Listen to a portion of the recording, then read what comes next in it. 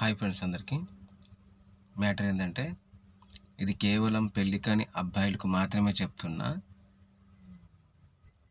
ఏంది విషయం అంటే ఈ టీనేజ్ బాయ్స్ ఎవరైతే ఉన్నారో స్పెషల్గా వీళ్ళు రోడ్డు మీద మనం వెళ్తున్నప్పుడు మన ఇంటి పక్కన కానీ మన ఇంటికి ఎదురుగానే కానీ ఎవరైనా ఉన్నారు అంటే మనం కొంచెం ఎమోషనల్గా ఫీల్ అవుతాం.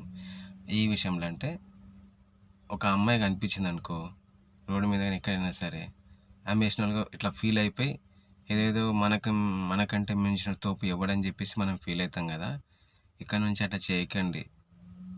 నేను చెప్తున్నా ఏంటంటే 18 సంవత్సరాల లోపు ఉన్న అమ్మాయిలు కానీ అట్లాగా అదే 18 సంవత్సరాల లోపు ఉన్న అబ్బాయిలు కానీ వీళ్ళకి ఏదైనా జరిగితే పోక్సో కేసు అని చట్టం వచ్చింది 2012 నుంచి.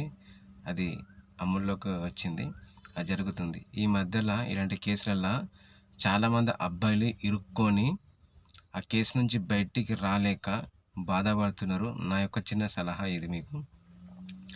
ఉడుకు రక్తం ఉందని చెప్పేసి పక్కన ఫ్రెండ్స్ అని చెప్పేసి ఏదో హీరో అయిపోదామని వాళ్ళ దృష్టిలో అనుకుంటే వాళ్ళు పెట్టే కేసులు లైఫ్ లాంగ్ ఉంటుంది. 10 సంవత్సరాలు 20 సంవత్సరాలు. నిన్న కోర్టులో ఎల్బీనగర్ కోర్టులో ఒక అబ్బాయి ఇలాగే ఈ ఫోక్సో కేసు కింద అరెస్ట్ అయ్యిండు.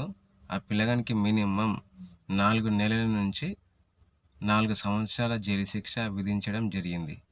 ఆ పిల్లోనికి బంగారు లాంటి భవిష్యత్తు ఉంది.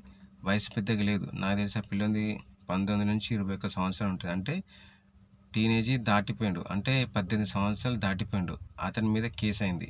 అదే పిల్లోడు ఒక 18 సంవత్సరాల లోపు ఉండుంటే ఆ అబ్బాయి వాళ్ళ అమ్మనైనా కావచ్చు, లేకపోతే ఈ అమ్మాయి వాళ్ళ అమ్మనైనా కావచ్చు, పోలీస్ వాళ్ళు కావచ్చు, ఈ అబ్బాయికి సర్ది చెప్పించి బెదిరించి ఏదో ఒకటి చేసి అతనికి కేసు కాకుండా ఆపేవాళ్ళు. కానీ ఈ అబ్బాయికి 19 నుంచి 20 సంవత్సరాల పైన ఉంది ఏజ్.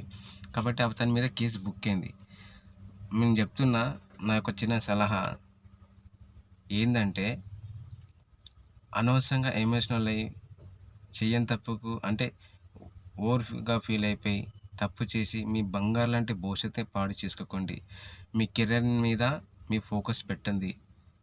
చదువు మీద పెట్టండి. ఎడ్యుకేషన్ అంటే ఎట్లా చదువుకుంటే ఎంత ఫేమస్ అవుతారు, చదువుకుంటే ఏం చేయగలుగుతాము అనే దాని మీద ఫోకస్ పెట్టండి. లేదు చదువు లేదంటారా, కష్టపడి 4 పైసలు ఎట్లా సంపాదించాలి, అమ్మ నాన్నని ఎట్లా చూసుకోవాలి, ఎట్లా అమ్మ నాన్న ఏం చెప్తే అదే వినేటట్టు ఉండాలి.